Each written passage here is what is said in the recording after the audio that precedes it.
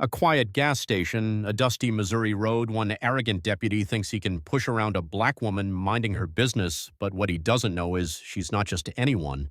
She's the FBI chief, and in less than 3 minutes his world is about to fall apart.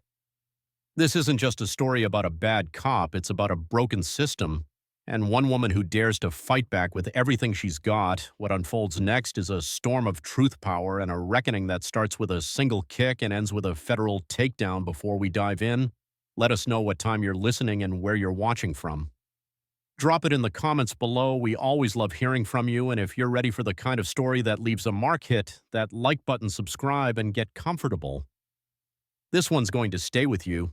It was one of those late summer afternoons that seemed to stretch forever, heavy with heat and the low hum of cicadas, the kind of day where the sun hangs just above the tree line, pouring thick gold across the faded rooftops of a small Missouri town. Camila Brooks had been driving for hours through farmland, tiny crossroads, towns and stretches of pine trees so quiet you could almost hear your own thoughts echo.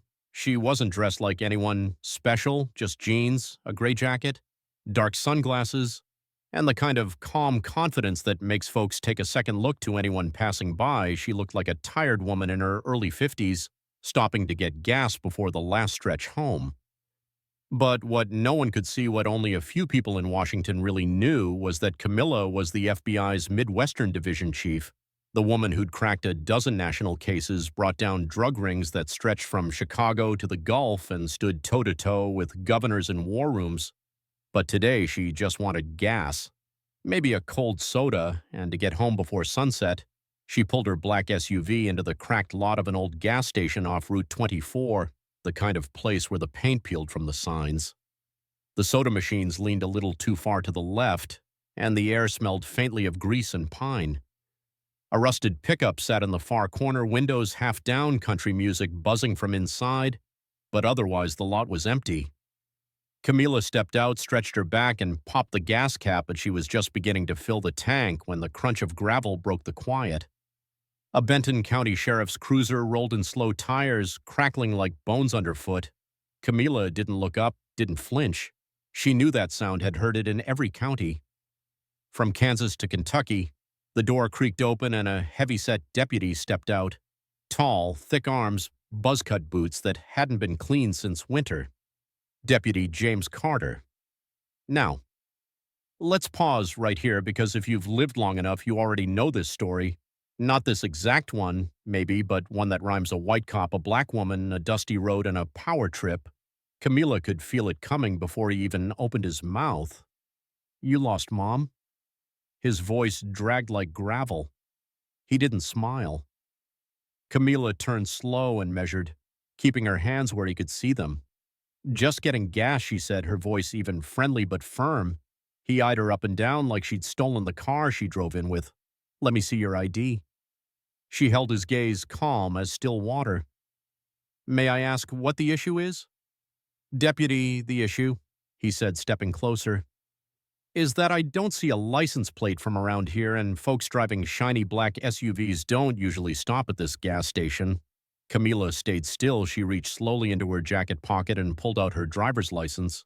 Not her badge. "Not yet. Here you go." He snatched it from her hand like it offended him, read it aloud like a warning. "Camila Brooks, huh?" Then he narrowed his eyes. "What are you really doing in Benton?" The way he said her name, it was like a curse, like it didn't belong on his tongue, like she didn't belong in this town. Camila didn't flinch. "Like I said, getting gas. Is there something else you need?" That was the moment, the line in the dirt.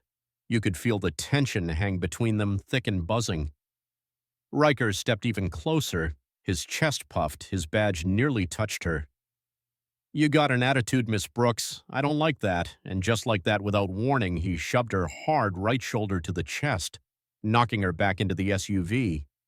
"Hey," Camila caught herself on the edge of the door, her voice sharp.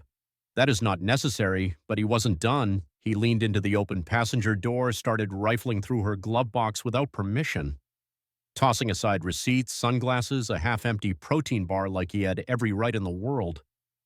Camila's pulse kicked up, but she didn't move, not yet. Years in the field had taught her one rule above all: survive, First respond later, my registration's in there, she said, trying to de-escalate top folder. He found it, crumpled it in one fist, and turned on her like she'd spat in his face. Then he did it. He raised one heavy boot, and before she could react, before she could even blink, he kicked her hard, right in the shin. The crack echoed across the parking lot. Camila collapsed with a gasp, the gravel tearing through her jeans, her knee burning as it slammed the ground. The pump clanked behind her, the nozzle still dripping fuel. Riker loomed over her, smirking like he'd just taken out the trash. "That's where you belong," he said, eyes narrow.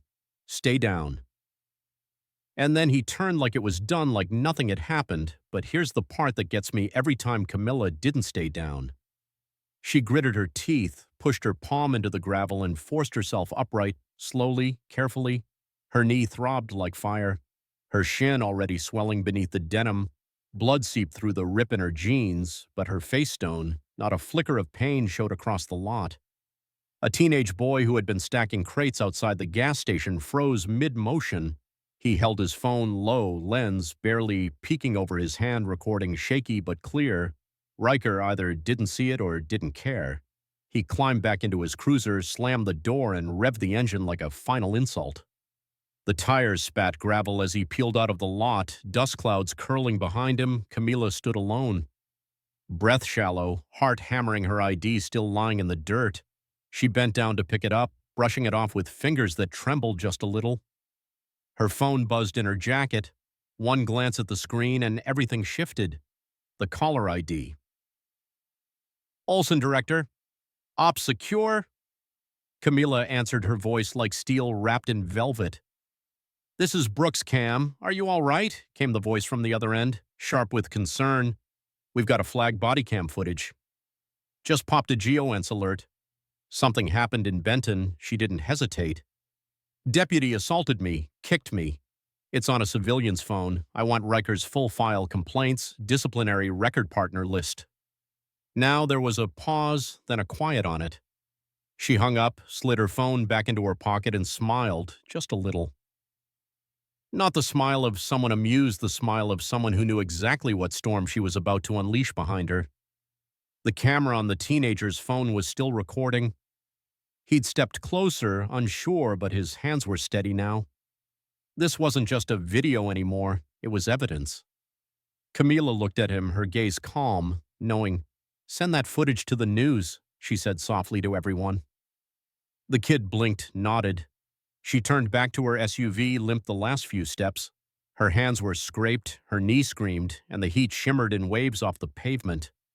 But inside her, a fire had just been lit because James Carter had made a mistake. He thought he just roughed up some woman passing through. But what he didn't know, what he never saw coming, was that he'd kicked the FBI chief, and she was about to kick back hard. 3 minutes.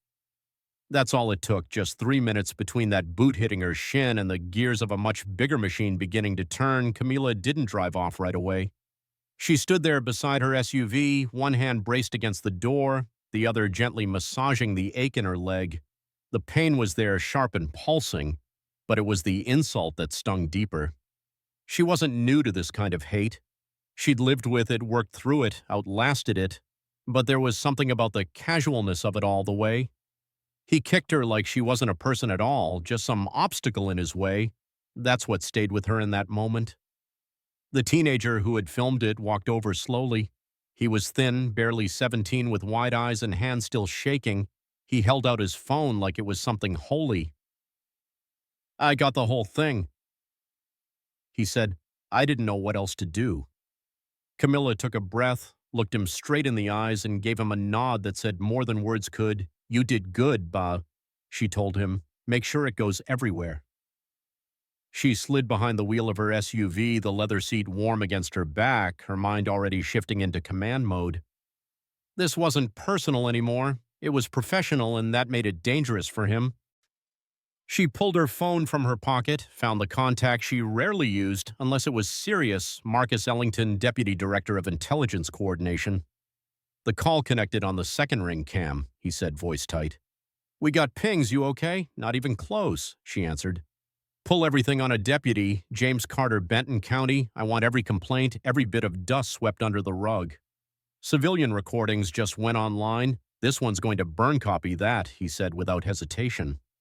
What happened? He kicked me, she said in broad daylight at a gas station. Thought I was just some black woman passing through there. Was silence on the line for a beat. Then Marcus responded low and calm. He's done. Camila hung up. No need for more. Outside the SUV, the teenager was already uploading the video. The footage would be bouncing across the internet in seconds. Her face, his boot, that look on his face, so sure, so smug it would all be out there. And by the time it hit Twitter, it wouldn't matter who she was, but soon they'd know. She reached down to rub her knee, then unzipped the small side pouch of her bag. Inside was her badge, FBI Chief Midwestern Division. It gleamed in the dimming light like it had a voice of its own. She didn't flash it earlier, not because she was hiding, but because she wanted to see exactly how far that man would go, how deep his prejudice would carry him.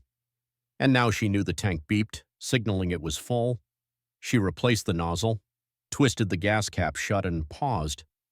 A breeze swept through the lot, stirring dust and the smell of gasoline. In the distance, she heard a siren faint but growing louder. Not for her, not yet, but soon they'd come looking. Not because she called them, because the internet would demand it. She pulled onto the highway. Slow, methodical, the SUV rolling smooth over the gravel. The ache in her knee spread as she pressed the gas pedal, but she welcomed it. It grounded her 20 miles down the road. She pulled into a quiet diner with peeling red paint and a buzzing neon sign that read, "Open though barely." She needed a moment not to rest, but to plan. Inside, the lights flickered over worn booze and old linoleum floors. A waitress behind the counter gave her a once-over, noticed the limp and said, "Nothing good." Camila didn't want pity. She wanted coffee and 10 minutes of silence. She sat in the far booth, back to the wall, eyes on the entrance. The waitress brought her a chipped mug and a slice of pie without asking, "You look like you've had a day," she said kindly. Camila managed a thin smile. Something like that. When the waitress walked away, Camila pulled out her phone again. This time she wasn't calling an agent or a director. She pulled up her secure files, typed in the words "case." Initiation, Deputy James Carter, civil rights violation, assault on federal officer. She hit save. That was the first nail in his coffin. He just didn't know it yet. It didn't take long by the time Camila finished her slice of pie and drained her second cup of black coffee. The video was already everywhere. It started small, just a few retweets from some local high schoolers who knew the kid that filmed it. Then a repost on a Missouri community page, but within an hour it exploded TikTok, Reddit, Twitter, Facebook. It was on every platform like wildfire, that boot slamming into her shin, her falling onto the gravel. Riker smirk, his voice saying, "That's where you belong." It all played out again and again, stitched with captions that said everything from "This is America" to "She's somebody, just wait." The world didn't know who she was yet, but they knew what they were seeing, and they were mad. By the time Camila stepped back outside the diner, her phone was vibrating nonstop. Marcus had texted, "Your viral video's got 1,000,000 hits already." Then Riker's name is trending. "Got your file? You want the highlights or the full dirt?" She typed back one word. Both he called her 2 minutes later, 6 years on the force. Marcus said, his voice low, "Riker's got 4 excessive force complaints, all closed. 3 involved black men under 30. 1 was a Latina nurse. He pulled over for a busted taillight and tried to arrest for resisting, all dismissed." Camila's jaw tensed. "And get this," he continued. Sheriff's Department backed him every time. Supervisor Linda Calkins elected 3 terms runs, unopposed, tight with the county commission. Never once filed a disciplinary report that stuck. Camila didn't speak for a moment. She was just staring out at the empty road, the neon diner sign flickering behind her like it couldn't decide whether to stay on or off. "They'll try to bury it," she said finally. Marcus didn't argue, but it's too late. Video's out. Story's hot. News vans are probably halfway to Benton already. Camila nodded to herself, mostly. Then let's make sure they don't get the chance. She hung up and climbed back into her SUV, her limp more noticeable. Now her knee had stiffened while she sat. She winced as she moved, but didn't slow down. She was already thinking ahead, planning her next 3 steps. That's how she'd always survived. Stay calm, stay sharp, stay 5 moves ahead of the chaos. By the time she hit the next exit, her inbox was flooded. Journalists, activists, former field agents she hadn't spoken to in years, all of them asking the same question.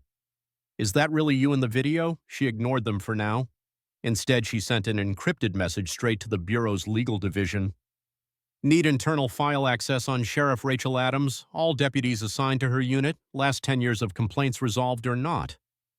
10 minutes later, a reply pinged back working on it. Director wants to be briefed. He's not happy. Camila smirked. That was something the sun had dipped below the tree line, now leaving the highway bathed in long shadows. Her SUV's headlights caught dust swirling on the road like ghosts. She turned on the radio.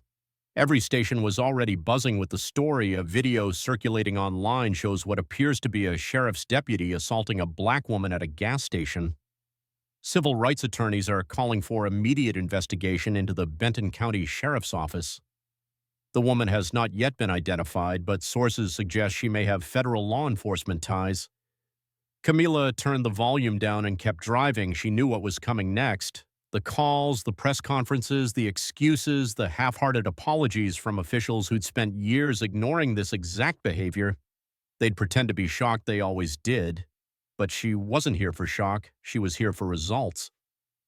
She pulled into a small roadside motel just past the county line, checked in under a different name, paid in cash.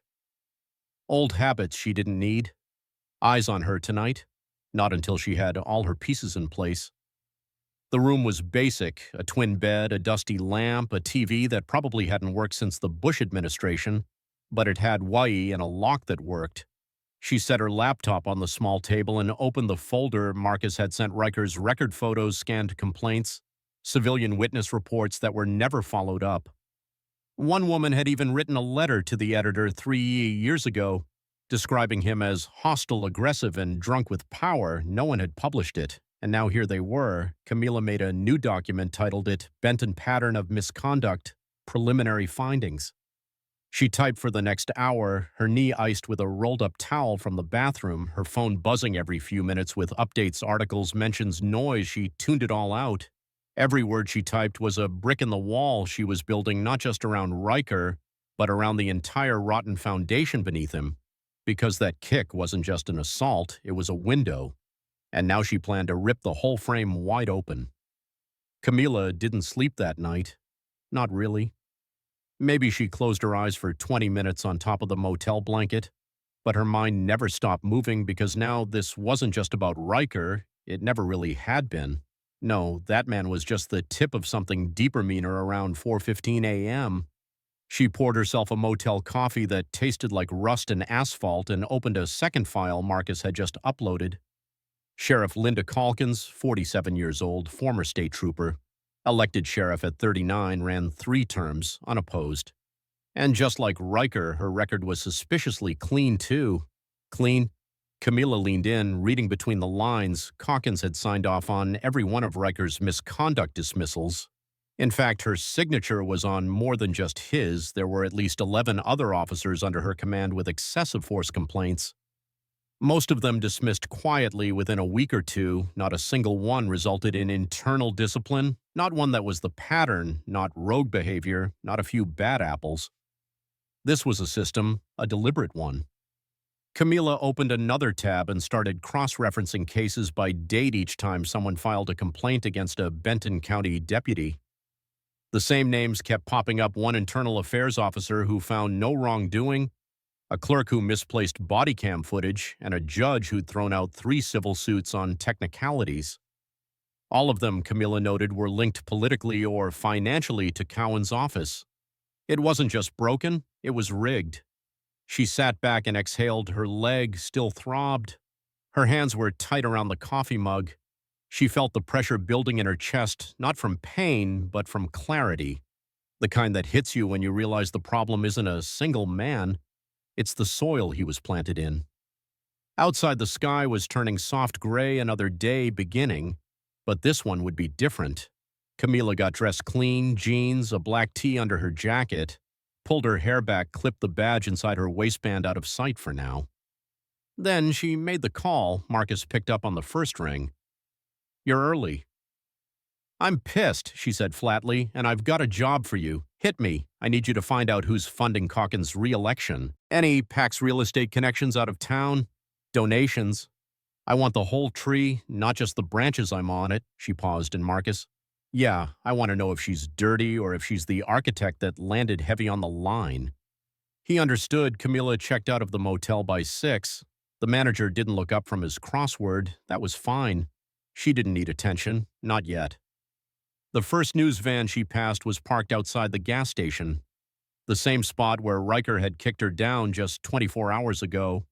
A reporter stood by the pumps holding a mic, talking into the morning sun. The clip would hit every screen in America by lunch.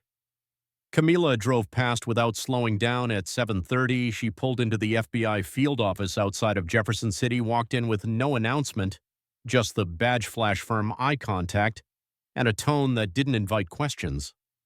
She took an unused conference room in the back and opened her laptop. Within the hour, Marcus delivered campaign finance records, donation logs, internal memos. Sheriff Calkins was being propped up by 2 local construction firms, a third-party security company, and a retired judge who now ran a community relations board that hadn't filed a public report in 5 years. All of them had benefited from contracts awarded through the sheriff's office, construction deals, surveillance equipment upgrades, even food service contracts at the county jail. Every connection lined up like dominoes. Camila stared at the names one by one. Then she opened a new document. This one wasn't for the FBI, it wasn't for the press, it was for her. She titled it Network, and then she started to build it. Riker at the bottom, Calkins above him, the internal affairs officer, the judge, the clerk, the donors, a whole web of enablers. Every time she added a name, she felt something shift inside her. It wasn't revenge, it wasn't even rage anymore, it was duty, pure and simple. This wasn't going to be a headline, this was going to be a reckoning. Just after noon, Camila stepped outside. For the first time in hours. She needed air, clarity. The sky was bluer than it had any right to be. She sat on the steps, phone in hand, watching as notifications poured in. A civil rights lawyer from Atlanta, a senator's aide asking for a statement, a national news anchor requesting a live interview. She ignored them all. She wasn't ready to talk. She was still gathering her fire back inside. She made one more call, this time to a woman named Elizabeth Turner, a federal prosecutor Camila had worked with years ago on a corruption case in Kansas City. Denise picked up with a weary, "Hello." "It's Brooks," Camila said. Denise straightened up instantly. "Oh, I saw the video. Didn't know it was you until this morning." "Yeah, it was me." "You all right?" "No," Camila said, "but I will be. Listen, I'm putting together something, a network, and I need your help when it's ready." There was a beat of silence, then Denise answered, "You name it." Camila ended the call. The walls were closing in now on them, and she was just getting started. By the time Camila walked into Benton County's courthouse the next morning, the world had already caught up to her story. The video had gone national. CNN, MSNBC, even Fox News were running it on loops. An image burned into America's eyes. A sheriff's deputy, boot raised, slamming it into the leg of a black woman at a gas station. Her falling, his smirk. That 1 second of violence had become the spark that set everything off. But now the world would finally see the rest of it. Camila didn't come with an entourage. No lawyers, no security detail, just her. But she walked like she was 10 tall. Her knees still throbbed with every step wrapped tight under her slacks, but she didn't limp today, not here, not now, not when eyes were watching from every angle. She wore her badge openly on her belt. This time the courthouse steps were packed, journalists, locals, activists, and cameras, so many cameras. A makeshift podium had been placed near the front. Microphones from every major outlet poked toward it like spears. A crowd buzzed behind the rope signs, waving in the hot Missouri air. "Justice for Camila, fire Riker. Break the system." Camila stopped just before the podium, took a breath, then stepped forward. The noise quieted almost instantly. She looked out across the crowd, her face calm but sharp like a blade that had been waiting in its sheath too long. "My name is Sarah Williams," she began, voice steady, every word measured clear. "I am the FBI chief for the Midwestern Division 1, have served this country for 26 years. I have worked alongside federal agents, local police, and international. Task forces I have taken down drug cartels, dismantled trafficking rings, and exposed corruption in courtrooms and state houses. She paused, not for drama, but to let the weight settle. Yesterday, she continued, I was assaulted in broad daylight on American soil by a uniformed officer who didn't ask questions, didn't check facts, didn't care who I was, only what I looked like. There was a stir in the crowd, a murmur of reaction. I didn't tell him who I was because I wanted to see how far he'd go, and he went all the way. He shoved me, he kicked me, and then he walked away like it was nothing. Camila's voice stayed level, but the fire behind her eyes began to glow. I'm not here today to just talk about one man, she said. I'm here to talk about the system that trained him to believe that was acceptable, the system that protected him after 4 previous complaints, the system that let his supervisor dismiss them without consequence. That's not law enforcement, that's complicity. Camera shutters clicked like raindrops. A reporter from Atlanta leaned forward. Someone from the crowd shouted, "Tell it." Camila nodded once firmly. I filed a formal complaint with the Department of Justice, she announced. I've submitted evidence of a pattern of civil rights violations inside the Benton County Sheriff's Office, and I've initiated a federal probe into Sheriff Rachel Adams, her leadership, her contracts, her finances, and her command. Staff gasps audible ones. A ripple moved through the press line. Cowan's name hadn't been officially connected until now. Camila didn't flinch. We're not looking at a bad apple, she said. We're looking at a spoiled orchard. The crowd erupted cheers, shouts, applause. Camila waited. Let it rise, let it carry. Then when it started to fade, she spoke again. This is not just about me. This is about every person who got stopped because they looked out of place. Every kid who was searched for wearing the wrong hoodie. Every mother who filed a complaint that vanished. Every man who got roughed up and then told to be grateful it wasn't worse. She scanned the crowd, found faces she didn't know, and still felt connected to every one of them. This isn't about politics, she said. It's about justice. It's about truth. It's about fixing what we've allowed to rot for far too long. And then finally her voice dropped just a little. I didn't ask for the spotlight. I didn't expect this fight, but I'm not backing down from it. The applause came again, louder this time behind the cameras.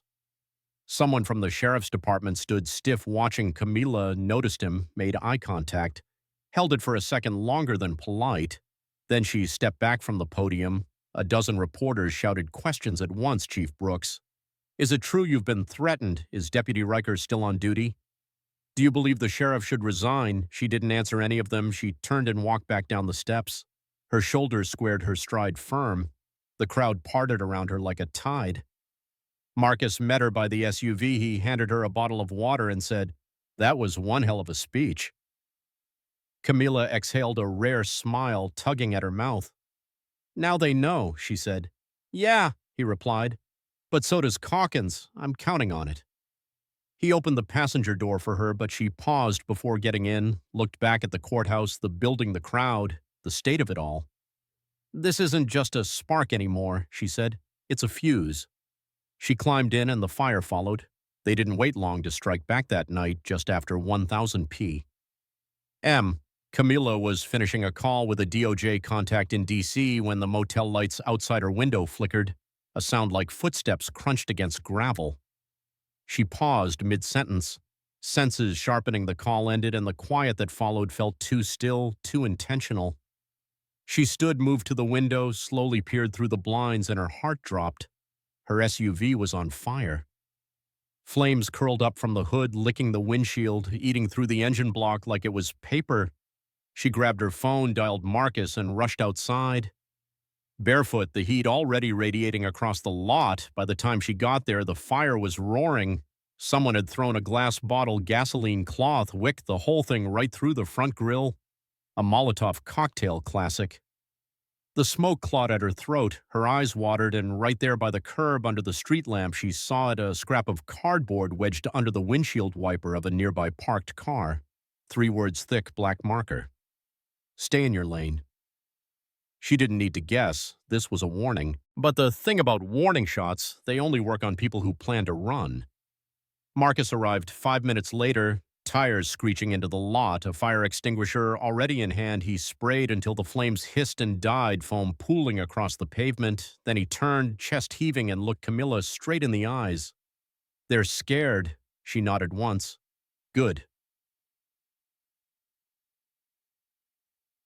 The next morning, Camila filed a federal intimidation complaint. That same day, body cam footage from the day of the assault finally surfaced, released by a whistleblower inside the sheriff's office. It confirmed what everyone had seen in the cell phone video, and more audio of Riker mocking her as she struggled to stand the racial slurs, the laughter. Now there was no spinning it. Still Calkins tried. She issued a statement through the department's Facebook page, some empty PR release about deep concern and awaiting investigation results. She didn't mention Camila by name, didn't mention Riker, just vague words and deflection. Camila didn't respond. She didn't need to, because by noon, protests had already broken out across 3 cities. Columbia, Jefferson City, and Springfield. People were done waiting. They were marching, holding signs, chanting her name, calling for resignations, demanding indictments. That night, Marcus called with another update. This one worse. They're digging, Cam. Deep word. Is someone in D.C. leaked that you're under internal review for what alleged breach of protocol? Anonymous tipster claims you incited the protests on purpose, that you weaponized your position for personal revenge. Camila laughed once. Cold and dry, let me guess. Same anonymous tip that said I staged the video. Probably good. Let them try. But later that evening, something hit harder than she expected. A second message, this time through encrypted FBI channels, arrived in her inbox. Notification of temporary suspension. Effective immediately. No badge, no access, no authority. Camila stared at the screen in silence. They'd pulled her just like that. No hearing, no questioning, just gone. She stood from her desk, walked to the bathroom, stared at herself in the mirror. Her reflection looked the same, but inside she felt it, that knot in her chest. Not defeat, not even anger resolve. She wasn't done. They wanted her silent, so now she'd get louder. She called Marcus. Time to go public, you sure? Yes, full release body. Cam footage, emails, the whole thing, leak it all. And they did that night. A trusted journalist at a national outlet ran the entire package front page story, unedited clips, screenshots, timelines, the pattern Camila had uncovered inside Benton. They didn't use her name in the byline, but everyone knew it was her voice narrating the rot, exposing the connections, calling out the silence. The response was nuclear senators issued statements, civil rights groups demanded DOJ oversight, the hashtag #NatJustice for. Camila trended for 48 straight hours, and while Camila herself was off duty, technically without a badge, her message had reached farther than any authority ever could. But the other side wasn't done. 2 nights later, she returned to her room after a strategy call and found the door kicked in, drawers emptied, mattress/laptop smashed. Her duffel bag had been gutted, files torn, one photo, an old one of her nephew, shredded in 2 and left on the bed. This wasn't just a warning, it was personal. Now she called Marcus, her voice razor sharp. They're trying to erase me. They won't. No, she said, because I'm going to erase them first. She swept the room for bugs, checked the doorframe, secured the window with a chair, then sat back at the desk and pulled out her backup phone. She still had. Contacts still had. Reach her badge may have been clipped, but her memory, her intel still sharp as hell. That night she stayed up building again. Not just a case, a takedown. Not just of Riker, of every cog in the machine. And when morning came, she didn't feel tired, she felt ready. Camila didn't run, she didn't hide, and she sure as hell didn't break by the time the sun rose over Missouri. She'd already showered, changed clothes, and set up shop in a new location, a small rental cabin tucked behind a bait shop off an old county road. No one knew she was there except Marcus, and that's exactly how she wanted it. She needed a place to plan her next move because it was time to stop reacting, time to flip the game they'd kicked in. Her door burned her car, smeared her name, suspended her badge. They'd come at her with fire, lies, and fear. Now she was going to hit back with facts. The whistleblower who leaked the body cam footage had also sent something else, a copy of an internal memo buried deep inside the Benton County server. It was dated 6 months earlier and written by an officer who had since been reassigned out of state. It read, Deputy Riker recommended for temporary leave pending review of escalating use of force patterns. Sheriff Calkins overruled, no follow-up initiated. There it was in black and white. They knew he was a problem, and they kept him in the field anyway. Camila sent the memo to Elizabeth Turner, the federal prosecutor she trusted most. Then she called Marcus. Ready? She asked. Always we're setting the trap, she explained her idea. A controlled leak, fake intel, a breadcrumb trail dropped through burner accounts and encrypted forums, a whisper that Camilla would be meeting with a DOJ special investigator in a local courthouse bringing damning documents to the table. The rumor would reach the sheriff's crew within hours. That's what they counted on. They'll bite, Marcus said. They're paranoid and desperate. Camila agreed. We let them come to us this time by noon. The trap was set, the bait. A laptop bag filled with dummy files and blank drives, realistic enough to tempt useless if stolen. They chose the old courthouse in a satellite town just west of Benton. It hadn't been used for years, but still stood tall with rusted metal doors and faded paint. Camila sat inside on the third floor near a broken window. Marcus was stationed across the street watching through binoculars from a parked truck at 4:37 p.m. The first vehicle rolled in a black SUV. No plates. Then another 3 men stepped out, 2 in plain clothes, one with a radio clipped to his belt. Sheriff's boys off duty, armed. They didn't knock. They kicked the side door in. Camila didn't move. She just hit record. Hidden cameras she and Marcus had planted earlier that day captured everything: the threats, the search, the man rifling through the decoy bag. The slur muttered under his breath when he saw Camila standing at the end of the hallway, calm as ever. You think this is going to scare me? She said, her voice low, steady. He stepped forward like he meant to prove something.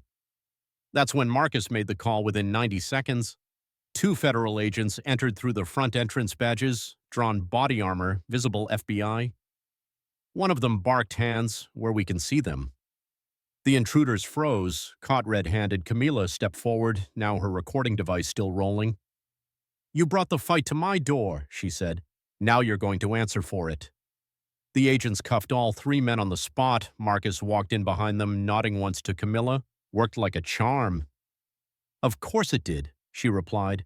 They think they're hunting. They never realize they've been prey since Tuesday. The footage was packaged and sent immediately to the Bureau's Office of Internal Affairs. But Camila wasn't done. She uploaded a 30-RMC second-on clip to her private cloud and then shared it with the same journalist who broke the first story. No names, no faces, just sound and shadows in one clear, angry voice saying, "She's done. You hear me, done." The clip exploded and suddenly the narrative shifted again. Now it wasn't just a viral video of a racist cop. Now it was organized retaliation against a federal officer. The DOJ had no choice but to issue a response. They called for a special investigation into the Benton County Sheriff's Department. Calkins was placed on administrative leave pending review. Deputy Riker still suspended. Camila read the headlines from the cabin that night. Marcus poured her a coffee and handed it to her with a grin. You just turned their ambush into a federal raid. She smiled for the first time in days. It was real. Not a smirk, not a strategic front. A real moment of satisfaction. But she knew it wasn't over. It never ended with the first crack. She sat back in the creaky wooden chair, glanced at her bandaged leg, and flexed her fingers. Now she said, "We go after the people who gave the orders." She opened her laptop again, started building a new file title chain of command, because if Calkins wasn't the top of this pyramid, someone was, and Camila was going to climb that chain one rung at a time until she found the hand that lit the match. And when she did, she'd burn it down. The next few days moved like thunder rolling through the hills. Quiet at first, but you could feel it building. Camila didn't stop. Every hour was another move on the board, another name connected, another file unearthed. She'd started to map the full hierarchy of the machine she was fighting, and what she saw chilled her because Calkins wasn't acting alone. She never had been. There was a name that kept popping up in email, Threads vendor contracts, and private donation records. State Senator Michael Foster, retired cop, known ally of law enforcement. But with a reputation for backroom deals and old-school politics on the surface, he looked clean. But Camila had been in the game too long to be fooled by clean suits and patriotic slogans. Grayson wasn't just supporting the system. He was bankrolling it.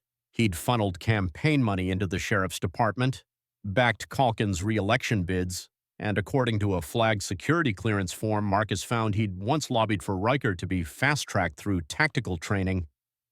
And when Camila dug deeper, she found the final thread that made everything snap into focus.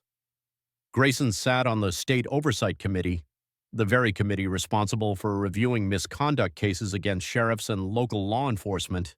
He built a fence and put himself in charge of the gate. Camila didn't hesitate. She called Denise. "We've got our architect," she said. Denise's voice on the other end was taut. "You ready to pull the roof down more than ready together?" They drafted a sealed affidavit requesting a federal audit of all law enforcement funding passed through Grayson's office over the last 6 years.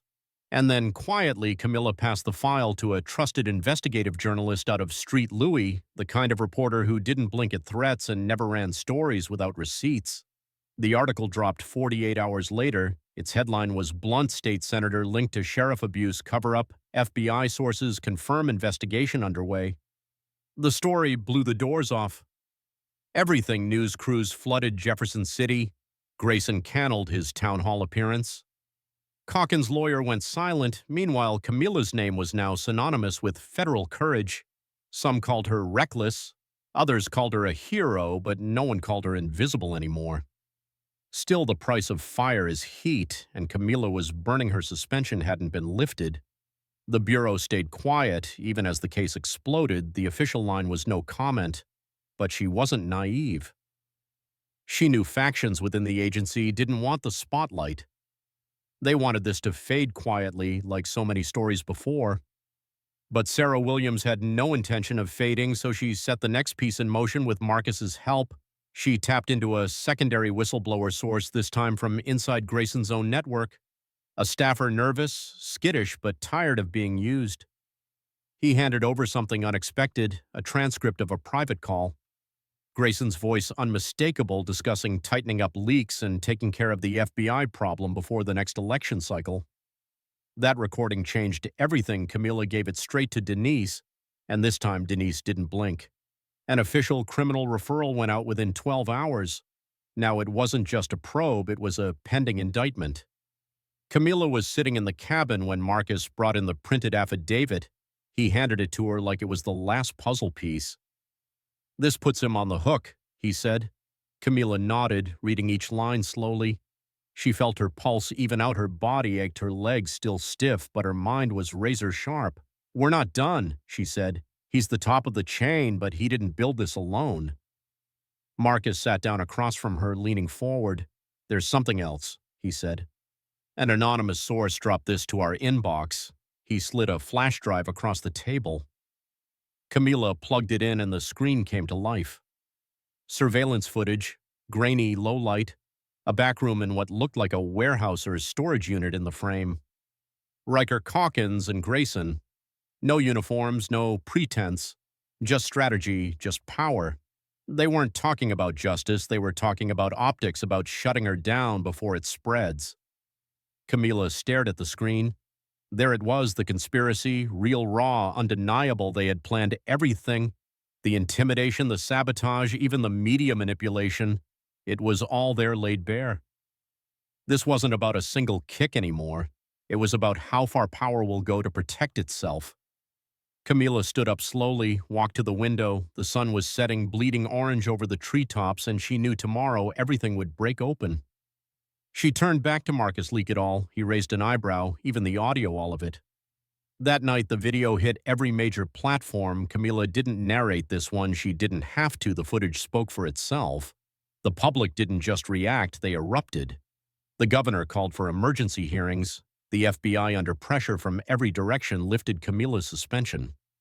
The next morning, the Bureau's director issued a statement commending those who refused to be silenced in the face of systemic failure. Camila barely heard it. She was already packing her bag because the arrest warrants were being signed Calkins, Aker Grayson, and whoever else had touched the gears of this machine. By the time she zipped her duffel and slung it over her shoulder, the sky outside was humming with the noise of helicopters, media vans, and sirens. Marcus looked at her, half grinning, fully in awe. "You lit the match," he said. Camila pulled on her jacket. "No," she replied. "I was the match." And with that, she stepped into the night the reckoning had arrived. The sun had barely cleared the treine when the first warrant was executed. Sheriff Linda Calkins was pulled from her home at 6:07 a.m., still wearing her robe. No sirens, no cameras, just a quiet knock, the flash of a badge. And the moment everything she built came crashing down, her hands were cuffed in front of her husband. Her neighbors watched from porches in silence. There was no yelling, no denial, just a woman who thought she was untouchable, now realizing she wasn't. An hour later, Deputy James Carter was arrested in his driveway. He tried to talk Big Puff, his chest claim it was all political, but the federal agents didn't flinch. They didn't need to. They had the footage. They had the memo. They had the pattern, and they had the orders by mid-morning. Senator Grayson's office had been sealed off by federal marshals. He wasn't there. He'd fled hours earlier. A plane ticket booked for a fishing retreat in Montana, but it didn't matter. They found him 2 states over by sunset, holed up in a lodge under an alias, drinking alone. When they cuffed him, he didn't say a word back in Missouri. The courthouse was swarmed, protesters lined the street. Journalists stood shoulder to shoulder behind barricades. Every news channel in the country had a camera pointed at the courthouse steps. And in the middle of all that noise, Sarah Williams walked out the front doors, badge clipped back to her belt suit, crisp eyes steady. Her suspension was over. Her silence was done. She didn't speak to the cameras this time, not yet. She just raised one hand. A small silent signal, the crowd erupted. Anyway, it wasn't just about her anymore. It hadn't been for a long time. Inside indictments were being handed out, one for conspiracy to obstruct justice, one for destruction of evidence, one for violation of civil rights under color of law. More would follow as they flipped lower-level deputies. The list of names grew, the system had cracked, and now it was collapsing. Camila returned to the field office that afternoon to debrief with Marcus and Denise. The mood was quiet, not celebratory, focused, determined because they all knew what people watching from the outside didn't. This wasn't the end. This was the part where power tries to survive and survival makes monsters dangerous. The FBI had issued protection orders for both Camila and Marcus, but she declined a security detail not out of pride but principle. She'd spent too long in the shadows of bureaucracy. She wasn't hiding anymore. That night, she drove herself home for the first time in a week, her own driveway, her own porch light, the same oak tree swaying in the breeze, but it all felt different, heavier. She stepped inside, dropped her keys on the table, and stood there in the silence for a long moment. No alerts, no calls, just quiet, the kind that made space for reflection. She sat down, poured a glass of water, and turned on the TV. Grayson's mug shot filled the screen next to it. A news ticker ran FBI official identified as source in corruption crackdown. Her name, her title, her voice. From one of the leaked recordings played on a loop, she turned the volume down. It was happening so fast now, even she struggled to keep up. That same night, someone firebombed the front lobby of the Benton County Sheriff's Office. No one was hurt, but it sent a message. Not all the rot was gone, and not everyone was ready to let it go quietly. Marcus called her 5 minutes after the story broke. "We've got a problem." She didn't ask what she just said, where. He gave her the address, an old warehouse listed under a shell company, tied to one of Grayson's donors, the same one who'd bid on the county jail food contracts. Surveillance showed unusual movement lights, deliveries, armed men guarding the perimeter, a fallback base. Camila didn't wait. She called in a warrant. The raid was executed just past midnight. They found hard drives, unregistered weapons, burner phones, and folders, actual printed folders containing surveillance photos of Camila, of Marcus, even Denise photos taken in public at cafes outside courtrooms, notes scribbled in the margins. This wasn't just corruption, it was an operation, and Camila had become the primary target by morning. Headlines screamed, "FBI whistleblower targeted in retaliation plot." The backlash was immediate. The governor requested federal oversight of Benton County's entire justice system. DOJ teams were dispatched. Camila was asked to testify in front of a Senate panel. She didn't hesitate. She stood before the chamber in a Navy suit, her left leg still bandaged beneath the fabric, and spoke with the kind of clarity only pain can shape. This wasn't one man. It wasn't one sheriff or one senator. It was a structure, and structures don't crumble unless you dig at their foundation. Her words made national news, but they also made her a bigger target. That night, she found a note taped to her apartment door, just 3 words scrolled in thick marker. "We see you." She took it down calmly, folded it, tucked it into her pocket, like it was nothing because it was nothing compared to what she'd already faced. 3 words were dust still. She knew it wasn't over. Every system that's exposed tries to rebuild itself, hide the scars, replace one face with another. That's the nature of rot. It clings, it waits. But Camila wasn't going anywhere. She returned to her desk the next morning and got back to work. No fanfare, no press. Just another coffee, another stack of reports, another lead to chase, because somewhere out there another version of Riker was walking free, another Calkins signing off, another Grayson pulling strings behind a velvet curtain. She would find them, and next time she wouldn't wait to be kicked. She'd strike first because Sarah Williams had become more than just a badge, more than just the woman in that viral video. She was the storm that followed, and she wasn't done, not by a long shot. Camila knew the fight would never truly be over. You don't pull the curtain back on a system that old, that entrenched, and expect it to go quietly. But she didn't expect what came next. It happened on a Wednesday. Quiet morning, she was walking out of a strategy meeting with DOJ analysts, her badge clipped back where it belonged, when her phone buzzed in her pocket, an encrypted ping from Marcus. One-word move, she didn't stop to question it. Years of instinct took over. She crossed the street, ducked into the back of a parked delivery van, and was gone before the black SUV came around the corner, windows tinted, plates missing. It idled outside the federal building for less than 30 seconds, then sped off. They were still watching her, still tracking, and not just on foot. 2 days later, Camila got a visit from a federal cyber investigator out of Quantico, a young agent nervous, holding a folder like it was on fire. "We found something embedded in your secure badge," he told her. "Low-frequency beacon, military grade, could have been triggered remotely." She stared at the agent for a long moment. "I've been tagged," he nodded. "By who?"